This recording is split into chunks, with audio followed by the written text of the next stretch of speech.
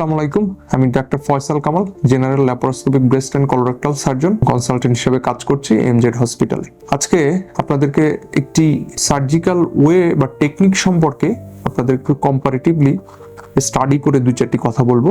সেটি হচ্ছে open surgery versus laparoscopic surgery. এখন প্রথমত জেনে নেওয়া যাক ওপেন সার্জারি কি আর ল্যাপারোস্কোপিক সার্জারি কি। ওপেন সার্জারি হচ্ছে আমাদের কেটে যে কোনো অপারেশন করা, আর ল্যাপারোস্কোপিক সার্জারি হচ্ছে এটাও কেটে, বাট এটা আমরা কি হোল সার্জারি বা টেলিস্কোপিক সার্জারি বলে থাকি। সেটা মাইনর ছিদ্রর মাধ্যমে মিনিমাল ইনভেসিভ ওয়েতে কিভাবে করতে পারি। ওপেন সার্জারি আসলে এটা সৃষ্টির আদিকাল থেকেই চলে আসছে, মেডিকেল সায়েন্স যখন তৈরি হয়েছে তখন থেকেই, এবং এটি আমাদের মাদার। এবং ওপেন সার্জারি অবশ্যই আমাদের গুরুত্ব সহকারে নিতে হবে এবং এটা সম্পর্কে জানতে হবে। তবে ল্যাপারোস্কোপিক সার্জারি বর্তমান সময় এটি আপার হ্যান্ড নিয়ে নিয়েছে, এবং সবচেয়ে বড় ব্যাপার বর্তমানে আমরা আমাদের দেশে যেটা পাচ্ছি না সেটা বাইরের দেশ অলরেডি টেক ওভার করে নিচ্ছে, সেটা রোবোটিক সার্জারির মাধ্যমে। ল্যাপারোস্কোপিক এবং রোবোটিক সার্জারির বেসিক অনেকটা সেম।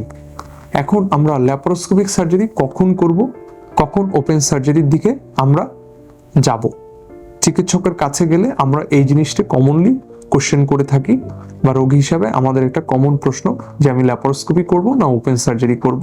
প্রত্যেক সার্জারির কিছু সুবিধা অসুবিধা আছে। ওপেন সার্জারিও কিছু সুবিধা অসুবিধা আছে, ল্যাপারোস্কোপিক সার্জারিও কিছু সুবিধা অসুবিধা আছে। ল্যাপারোস্কোপিক সার্জারিকে আমরা যেহেতু প্রায়োরিটি দিচ্ছি, এ বিষয়ে আপনাদেরকে দু একটি কথা বলি। ল্যাপারোস্কোপিক সার্জারির সবচেয়ে বড় সুবিধা হচ্ছে এটি একটা কি হোল সার্জারি, এবং খুব সূক্ষ্মভাবে পেটের ভেতরে আমরা টেলিস্কোপের মাধ্যমে যে কোনো সার্জারি বা অপারেশন করতে পারি, এবং বড় বড় সার্জারিগুলো ল্যাপারোস্কোপির মাধ্যমে সম্ভব হচ্ছে। সেকেন্ডলি হচ্ছে এই ল্যাপারোস্কোপিক সার্জারি করার ফলে আমাদেরকে হসপিটাল স্টেইং টাইম অনেক কমে গিয়েছে। হাসপাতালে দেখা যায় 1-2 দিনের ভেতরে আমরা বাসায় চলে যেতে পারছি, এবং কোয়ালিটি অফ লাইফ যেটা রোগীর সেটা ইমপ্রুভ হয়েছে, এবং রোগী খুব অল্প সময়ে তার স্বাভাবিক কাজকর্মে ফিরে যেতে পারছে। ল্যাপারোস্কোপিক সার্জারির বড় আর একটা সুবিধা হচ্ছে কসমেটিক সার্জারি। এটার ক্ষেত্রে আমাদের কসমেটিক পারপাস সার্ভ হয়, এবং এক্ষেত্রে আমাদের খুব ন্যূনতম স্কার হয় এবং একটু দাগ হয় না বললেই চলে, এবং সেক্ষেত্রে একটা বড় বিগ আমাদের সুবিধা বা চান্স বা আমাদের কসমেটিক পারপাসটা সার্ভ হচ্ছে। তো ওপেন সার্জারির ক্ষেত্রে সেটা সবচেয়ে বড় সমস্যা, এটা একটা বড় ধরনের অংশ কাটা লাগে, এবং এটা পরবর্তীতে একটা ব্যাড স্কার তৈরি হয়, যেটা আসলে আমাদের সাইকোলজিক্যাল অনেক ইম্প্যাক্ট তৈরি করে। ওপেন সার্জারির ক্ষেত্রে অনেক সময় আমরা এমন কিছু করতে পারি যেটা ল্যাপারোস্কোপিক সার্জারিতে করতে পারি না। তবে কিছু কিছু ক্ষেত্রে ল্যাপারোস্কোপিক সার্জারি করা আসলেই সম্ভব হয় না, এবং সেক্ষেত্রে ওপেন সার্জারিটি করা হয়ে থাকে।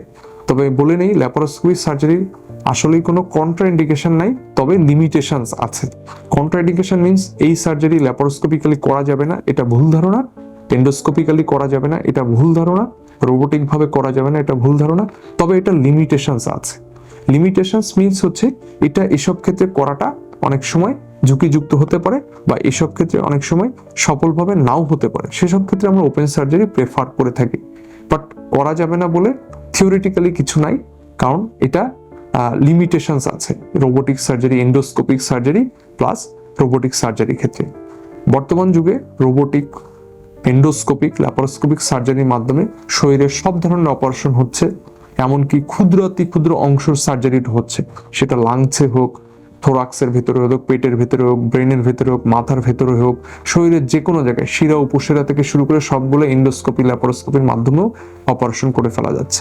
সেক্ষেত্রে অবশ্যই দক্ষ হ্যান্ড দরকার, expert hand is very important, এবং এক্সপার্ট হ্যান্ডের মাধ্যমে এই সার্জারিগুলো করা অত্যন্ত আরামদায়ক এবং পেশেন্টের জন্য অত্যন্ত সুবিধাজনক, এবং তারা অনেক এক্ষেত্রে সুফল ভোগ করে থাকেন।